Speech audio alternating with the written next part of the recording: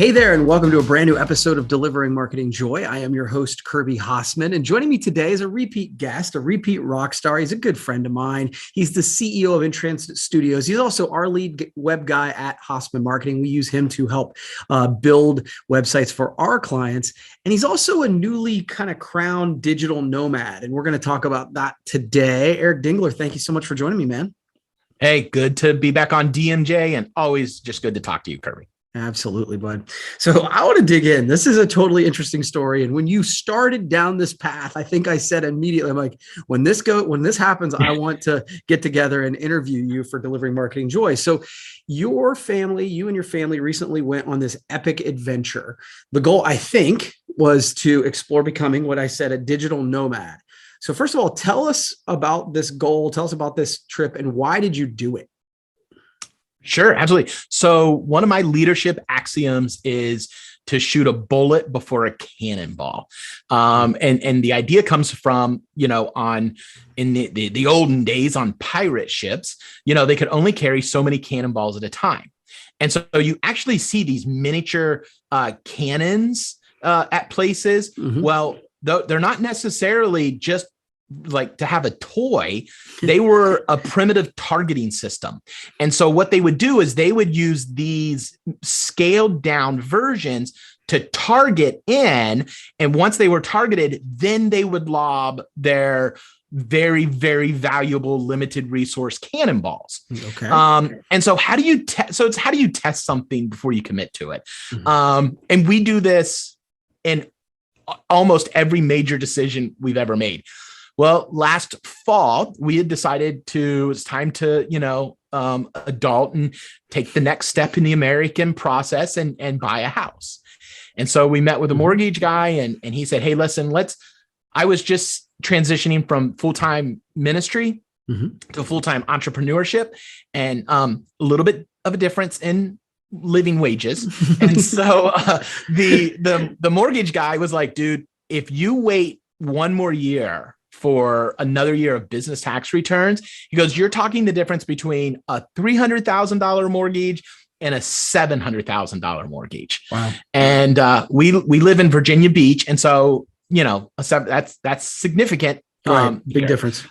Big difference. And so we said, okay, we'll wait. So we told our realtor and they said, well, okay, that sounds great. Let's circle back around this in April.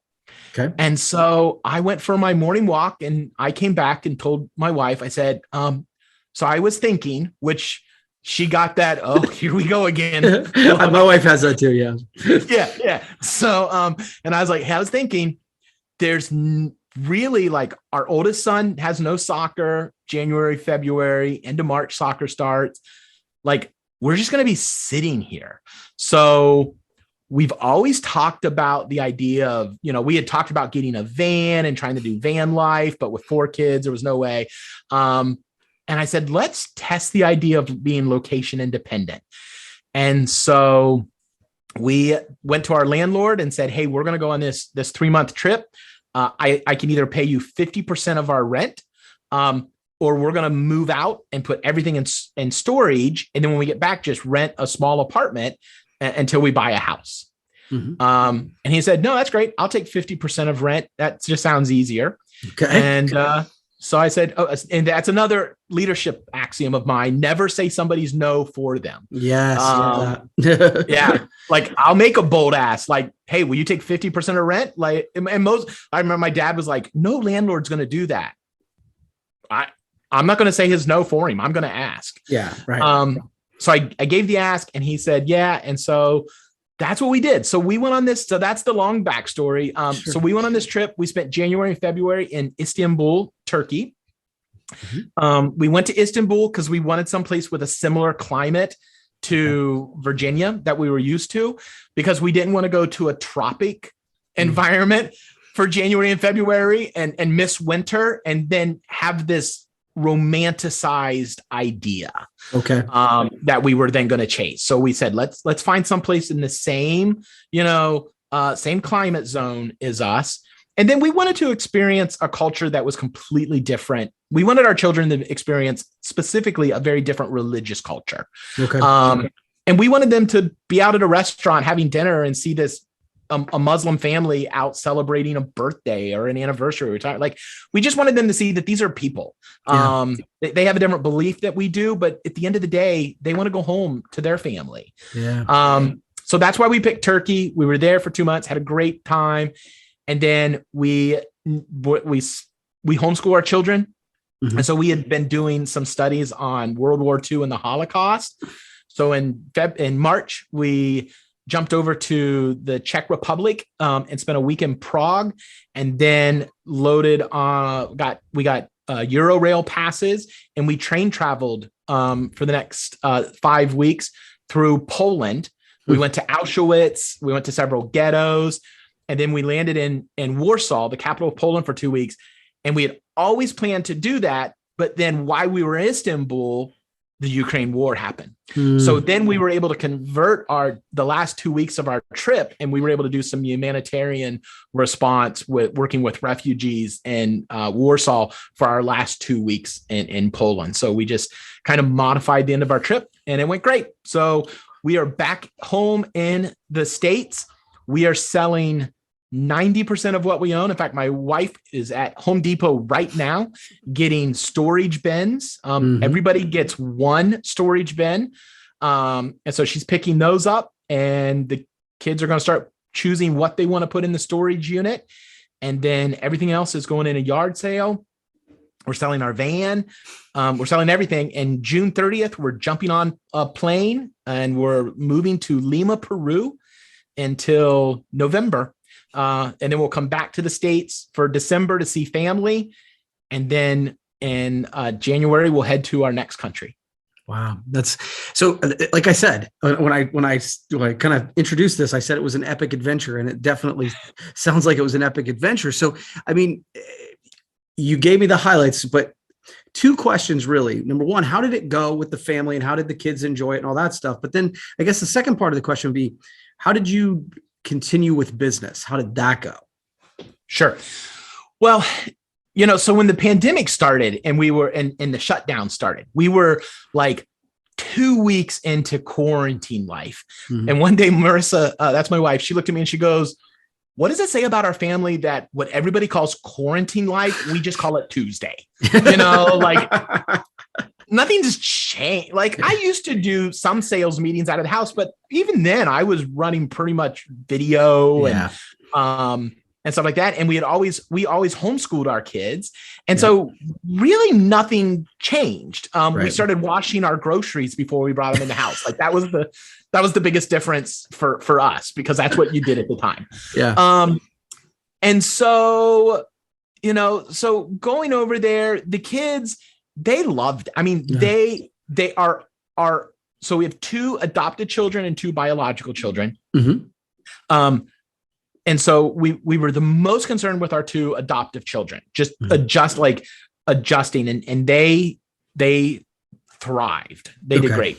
Our 2 bio children, our oldest bio daughter she's a social butterfly. So she was really nervous about the friendships, which I understand. Yeah. But honestly, like my wife and I kept telling her, we understand where you're coming from, honey, but like, we are not close friends with anybody we went to middle school or high school with. Like we know people from there, but it's not like that's our, and I don't know hardly anybody that's still their core social group once they become an adult. Right. So, but then she started discovering how she could make friends on Roblox and play with. And so last night I walked out, I was like, "What are you doing?" She's like, "Oh, I'm playing a game with that girl we met at the park in London." That's so cool. Yeah. So she's fine now, so she loves it. And so our kids just thrived. Our kids used to be deathly afraid of roller coasters. We went to Busch Gardens this last Sunday, and they all rode their roller coasters. And so my wife and I were like, wow, the confidence they gained in 3 months. That's interesting. Was fantastic. So it was really good. From a business perspective, I learned a lot. I tested a lot. Mm-hmm. And what I learned was a lot of what you told me is true, even though I thought I could improve on it. So asynchronous sales does not work.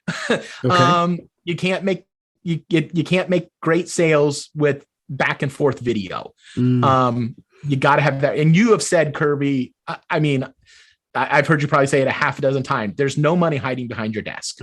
That's right. And you are constantly talking activity. It's all about that activity. And so I learned that. So I just had to adjust. So the reason we picked Lima, Peru for the rest of this year is it puts me in the same time zone as our clients. Big deal.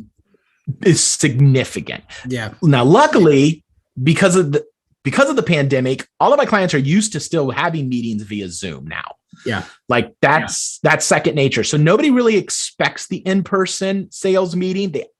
Most of my clients and even prospects and leads actually prefer video still, which is great because a lot of them are working from home. Yeah. So totally. It works. Yep. So that was the big thing I learned. Service delivery was fine. It was really challenging to do sales. Okay. So I'm having to adjust to that. But I think your point is well taken, that you like the challenge is really just being able to go back and forth in real time. And so Zoom does solve that. The reality was it, like, again, in the interest of transparency for those listening to this, Eric is our lead developer. We work through Eric. Well, you were not in Coshocton, Ohio, 99.9% of the time when you were in Virginia. We were doing it this way.